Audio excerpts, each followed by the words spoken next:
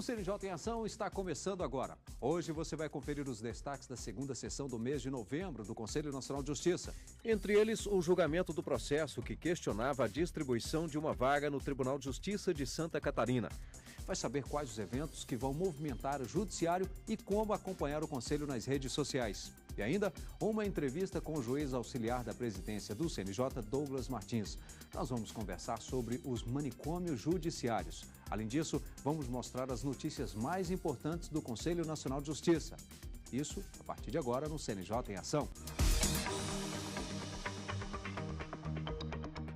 E a gente começa mostrando como foram as decisões da última sessão do Conselho Nacional de Justiça. Um dos processos analisados durante a sessão diz respeito à composição da representação do 5º Constitucional do Tribunal de Justiça de Santa Catarina.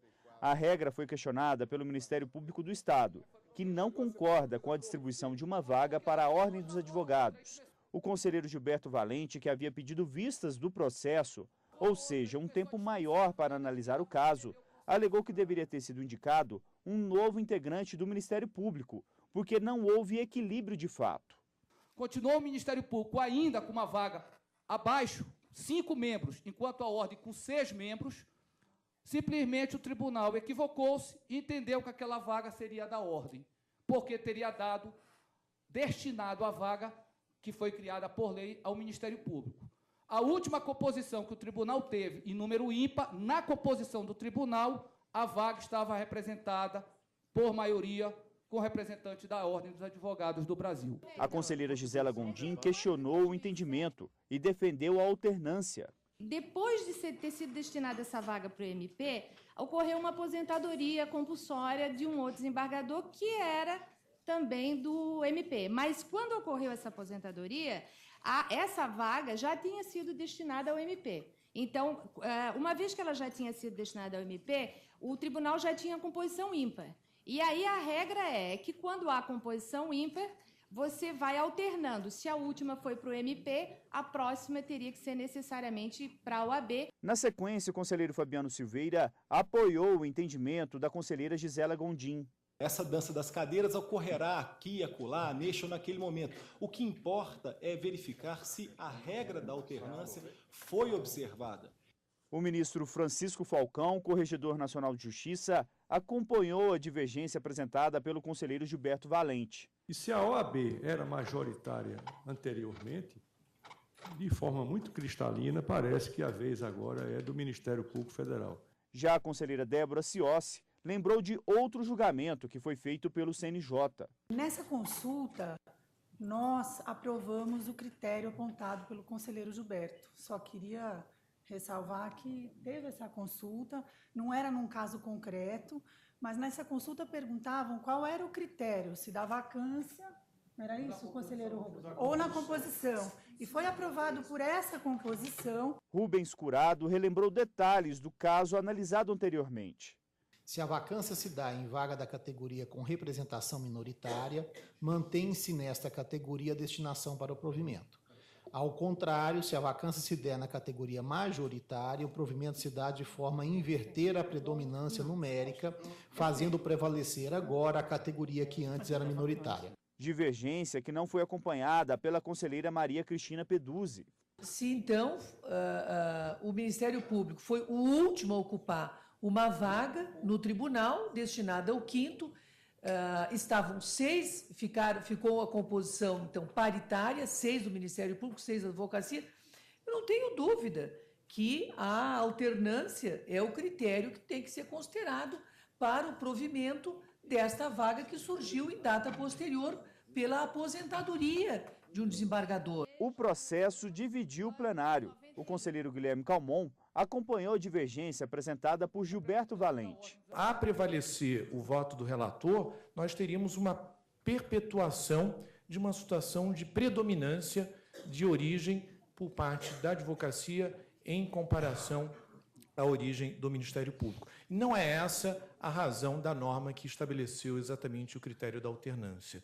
O conselheiro Saulo Casale Bahia colocou um novo argumento para o debate. E o critério de alternância, ele só pode valer exclusivamente quando houver paridade.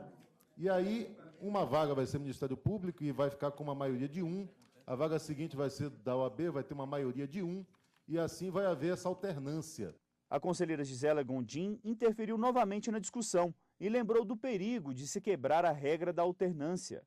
É isso que eu levanto para colocar a posição do perigo que é nós quebrarmos uma regra que está estabelecida há décadas e que vem funcionando em todos os tribunais por conta de um caso específico em que aconteceu um fato totalmente alheio, seja a vontade do MP, seja a vontade da OAB. Gilberto Valente também apresentou novos argumentos. No momento que um órgão tem uma representatividade maior, no segundo momento tem que ter o outro órgão representativo de classe com uma composição maior. É a alternância lá, que o Ministério Público nunca atingiu, desde de 96. O presidente do Conselho Nacional de Justiça e do Supremo Tribunal Federal, ministro Joaquim Barbosa, acompanhou a divergência. Aparentemente aqui o que houve foram manobras de bastidores para impedir que houvesse uma real preponderância do Ministério Público, já que no período anterior a preponderância fora da OAB. A situação se equilibrou, não é isso? E no momento que se equilibrou, surge uma vaga do Ministério Público, a tendência natural seria preencher essa vaga com um representante do Ministério Público. Aí não, fez-se o contrário. Apoio que não impediu que fosse julgado improcedente o pedido do Ministério Público e a vaga do 5º Constitucional do Tribunal de Justiça de Santa Catarina continuou destinada a um representante indicado pela Ordem dos Advogados. Por decisão majoritária, vencidos os conselheiros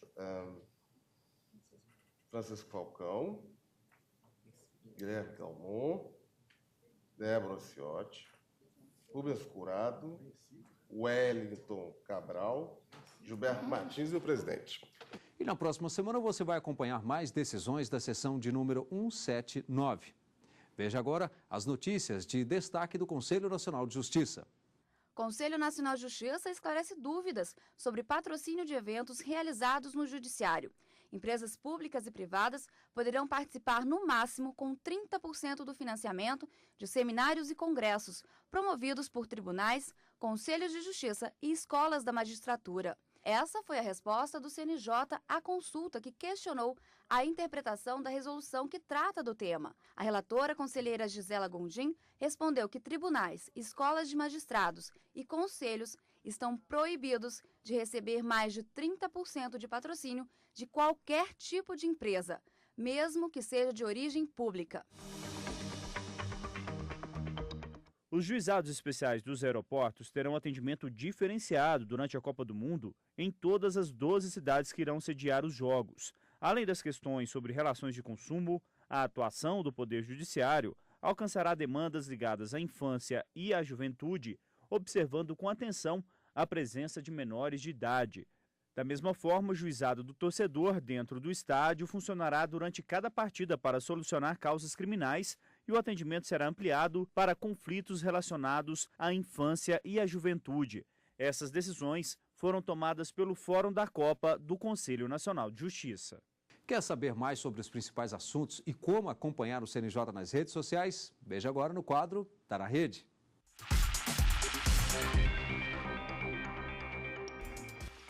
O destaque desta semana é a Proclamação da República. A revolta política militar ocorrida em 15 de novembro de 1889 derrubou a monarquia e o imperador Dom Pedro II. Para ter mais informações, basta acessar facebook.com/cnj.oficial. É o CNJ aproximando a justiça do cidadão brasileiro. No Twitter, você também pode saber mais sobre a Proclamação da República. Se você deseja receber diariamente informações sobre cidadania e justiça, siga o CNJ no Twitter. Acesse twitter.com/CNJ_oficial. O CNJ também está no YouTube. Acesse youtube.com/CNJ. O CNJ tá na rede. E chegou a hora de a gente mostrar para você quais serão os próximos eventos que vão marcar o Judiciário. Confira no nosso calendário. De 2 a 6 de dezembro será realizada em todo o país a Semana Nacional da Conciliação. O objetivo é reduzir o número de tramitação no judiciário. Empresas e cidadãos que querem colocar os processos na tentativa de acordo devem procurar os tribunais para fazer inscrição e ficar atentos aos prazos de cada estado. Nos dias 18 e 19 de novembro vai ser realizado o 7º Encontro Nacional do Poder Judiciário. O evento será no Centro de Convenções de Belém, no Pará. As inscrições estão abertas até o dia 8 de novembro. Informações no e-mail cerimonialcnj@cnj.jus.br. O 7º Congresso Ibero-Americano sobre Cooperação Judicial está marcado para os dias 26 e 28 de novembro, em Buenos Aires, na Argentina. Outras informações no e-mail do Congresso, redlage@lirium.com.br ou no telefone, código 31 3342 3888. Nós vamos fazer agora uma rápida parada e na volta do intervalo eu converso com o juiz auxiliar da presidência do CNJ, Douglas Martins. Ele é coordenador do Departamento de Monitoramento e Fiscalização do Sistema Carcerário do CNJ.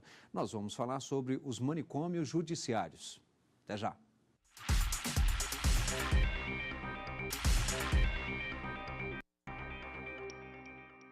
O CNJ em Ação está de volta com o quadro Bastidores e o programa de hoje recebe o juiz auxiliar da presidência do CNJ, Douglas Martins. Ele é coordenador do Departamento de Monitoramento e Fiscalização do Sistema Carcerário. Doutor Douglas, obrigado pela presença aqui no CNJ em Ação. Nós vamos falar de um tema que eu considero assim, extremamente relevante e necessário sempre tocar nesse assunto, que são os manicômios judiciários. Mas antes de falarmos justamente dos manicômios, o que a lei prevê hoje para pessoas que têm uma deficiência mental com relação a uma possível internação ou até mesmo não internação?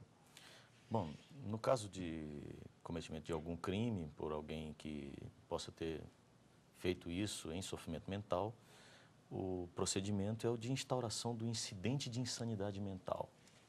Essa é a primeira medida. E já aí, quando o juiz instaura o incidente de insanidade mental, começam os problemas, que é o de qual é a equipe adequada para realizar a perícia, né? Nós pensamos que deve ser uma equipe multidisciplinar, com profissionais como psiquiatra, psicólogo, assistente social. Só uma equipe com uma visão multidisciplinar é que realmente tem condições de auxiliar o juiz efetivamente para decidir o caso concreto. Isso quando o senhor fala se realmente aquela pessoa é ou não. Porque talvez a pessoa comete um crime e fala, não, eu estava num surto, eu sou louco, e não é bem assim também, né? Exatamente. Nem o juiz tem condições de decidir isso só sem o auxílio de uma equipe multidisciplinar. Mas, como eu disse, já aí começam os problemas, porque em alguns tribunais essa equipe multidisciplinar é subordinada ao próprio juiz, é vinculada ao próprio Poder Judiciário, em outros é vinculado aos IMLs, noutros lugares estão sendo feitas essas perícias por clínicos gerais, e nós já tivemos notícias, já vimos em mutirões casos até em que o incidente foi solucionado a partir de um laudo dado por um dentista, por exemplo. Imagine só a loucura, para utilizar um termo bem adequado para o debate que estamos fazendo aqui, que coisas como essa aconteçam. A recomendação 35 do Conselho Nacional de Justiça recomenda que seja exatamente uma equipe multidisciplinar e, digo também, de preferência desvinculada desses órgãos, principalmente desvinculada da equipe que faz também o tratamento daquela pessoa. Uhum. Bom, então, configurando, digamos assim, que aquela pessoa cometeu um crime, está provado, mas que ela tem essa deficiência, digamos, mental. Então, ela é encaminhada para os manicômios judiciários. Essa é a situação, a nossa realidade hoje. Nós temos mais de 3.000 pessoas cumprindo medida de segurança em manicômios judiciários. Essa é a realidade hoje do país. Nós temos 32 unidades que podemos chamar de manicômios judiciários. Novamente, a recomendação 35 do CNJ indica um outro caminho, que seria o de que essas pessoas pudessem ser recebidas pela rede de saúde. Se ela foi julgada e lá foi absolvida, mesmo que chamemos aí de uma absolvição imprópria, e a ela foi imputada uma medida de segurança, ela poderia perfeitamente ser encaminhada à rede de saúde. E a rede de saúde deveria estar preparada para receber tanto aquele que precisa da medida de internação, como aquele que precisa do tratamento ambulatorial, aquele que possa efetivamente até mesmo cumprir na sua própria casa, com a família. Enfim, é preciso que modifiquemos essa realidade que hoje é dramática de violações de direitos humanos. E, lamentavelmente, essa nem é a situação mais grave, a dos manicômios judiciários. Nós temos um outro problema grave, que é a falta de vagas no próprio sistema e na rede de saúde tem obrigado os juízes a conviver com um outro dilema e ilegalidade, que é o de manter muitas pessoas, o número ultrapassa esse dos manicômios judiciários, dos dados que temos, dos estados que conseguiram consolidar esses dados, que é outra realidade, que é a falta de informação, é de que nós temos no sistema prisional um número elevadíssimo de pessoas, superior certamente a esse de 3.000 e poucas pessoas que estão em manicômios judiciários, cumprindo medida de segurança ou medida de internação cautelar em presídios ou delegacias de polícia. Isso é uma ilegalidade com a qual o Conselho Nacional de Justiça não pode mais conviver. Ou seja, estamos misturando as pessoas. Exemplos que já tivemos em inspeções que fazemos em unidades prisionais, pessoas que comem ratos, baratas, e isso, as pessoas que ali estão não estão preparadas para lidar com esse tipo de situação.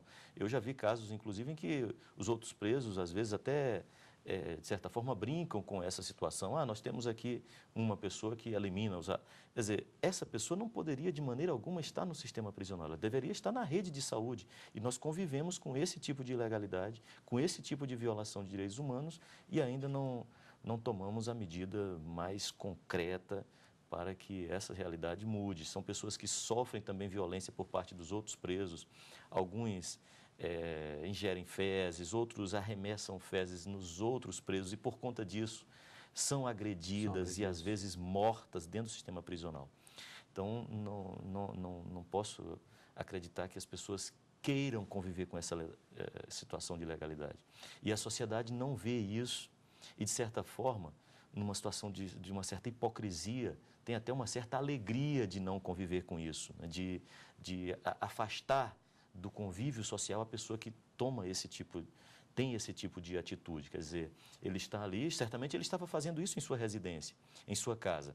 E as pessoas preferem afastar aquela pessoa do seio da família e da sociedade para não conviver com aquele fato, que é de sofrimento para a própria pessoa que cometeu o delito. Nós temos muitos dados que apontam para que as pessoas entendam que é importante que essas pessoas voltem para a sociedade, numa política aí, talvez, que é o que consta da própria recomendação 35 do CNJ, a política antimanicomial, para que as pessoas possam voltar para a sociedade.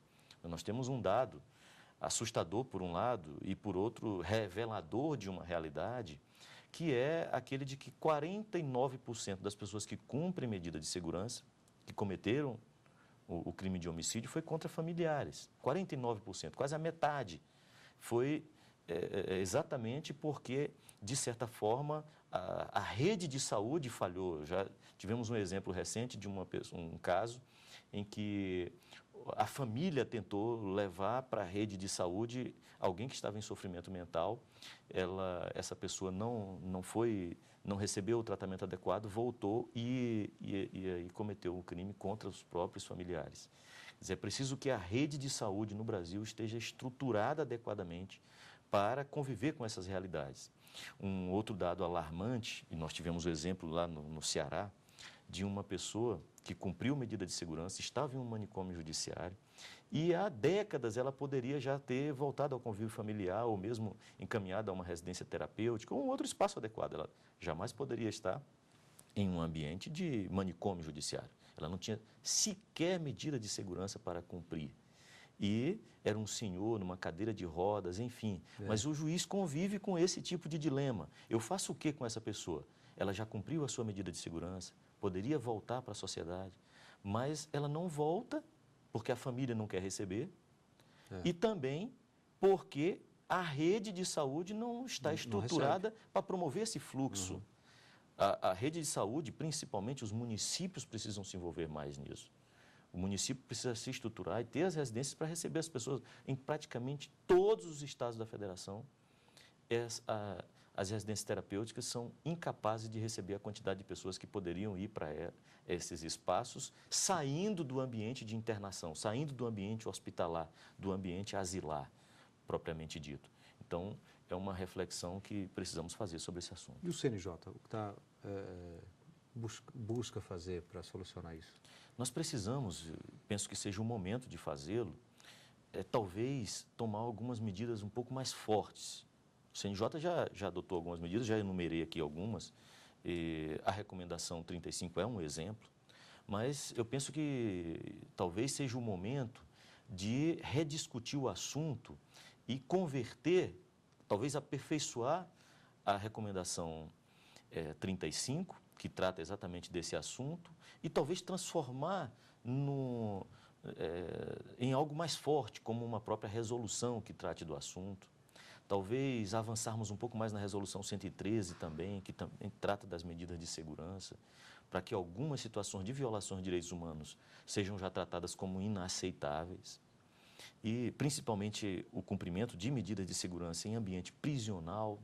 Talvez nós precisemos tomar alguma medida um pouco mais concreta em relação a isso e travar um debate envolvendo as demais instituições. Acho que no âmbito do CNJ precisamos travar esse debate, mas precisamos envolver também as outras instituições que têm responsabilidade sobre esse assunto, porque sem querer aqui eximir o Poder Judiciário de culpa, nós temos a nossa parcela de responsabilidade nesse assunto, mas posso afirmar sem nenhum medo de errar, de que os maiores problemas estão relacionados a omissões do Poder Executivo, principalmente na estruturação da sua rede de saúde em relação a esse tema.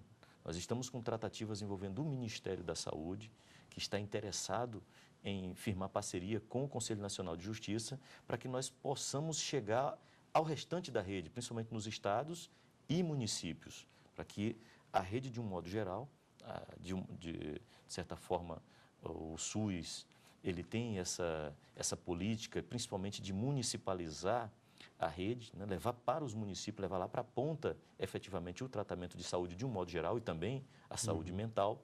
E essa parceria que nós podemos estabelecer com o Ministério da Saúde pode levar a consequências aí positivas para a mudança dessa realidade. Bem, como eu disse, um tema bastante interessante, muito relevante, precisa realmente ser discutido mais ainda pela sociedade. Dr. Douglas Martins, muito obrigado pelos esclarecimentos. Eu é que agradeço pela oportunidade do debate aqui. E nós vamos ver agora mais uma reportagem do Conselho Nacional de Justiça. O questionário do Censo Nacional dos Magistrados estará disponível no site do Conselho Nacional de Justiça. A pesquisa, coordenada pelo CNJ, tem por objetivo traçar o perfil dos magistrados brasileiros e deverá ser respondida em 40 dias. São 60 perguntas sobre situações pessoais e profissionais dos funcionários, além de analisar a opinião de ministros, desembargadores, conselheiros e juízes de 91 tribunais e 3 conselhos. O judiciário tem desafios a vencer em relação à morosidade de processos. Isso passa pelo conhecimento da estrutura física, da estrutura de pessoal existente em todas as unidades judiciárias do país. E conhecer essa situação ajuda no planejamento das estratégias, na adoção de ações necessárias à melhoria, combater esses problemas do judiciário atualmente. O número total de magistrados no país, se eu não estou enganado, gira em torno de 7.000 magistrados e todos eles devem ser alcançados pelo censo. O Censo dos Magistrados é a segunda etapa do Censo Nacional do Poder Judiciário. A primeira etapa, encerrada no dia 21 de outubro, foi realizada com 285 mil servidores e respondida por 60% deles, o que corresponde a 173 mil servidores. Os dados serão divulgados no próximo ano. A pesquisa ainda conta com perguntas específicas às juízas. Vale destacar que o Censo dos Magistrados possui questões específicas direcionadas a juízas. A hipótese é do crescimento do número de mulheres na magistratura, algo já identificado na Europa. Após a publicação da compilação denominada Fazer a Igualdade de Direito uma Realidade de Fato, a Comissão da Europa para a Eficiência da Justiça incluiu em suas pesquisas sobre o sistema de justiça dados sobre a presença de homens e mulheres entre os magistrados e promotores europeus. O objetivo da inclusão desses dados nas pesquisas é o mesmo que guiou o CNJ, fornecer subsídios para fazer da igualdade de gênero uma condição para uma genuína democracia. E o CNJ em Ação fica por aqui. Temos um encontro marcado no próximo programa. Até lá!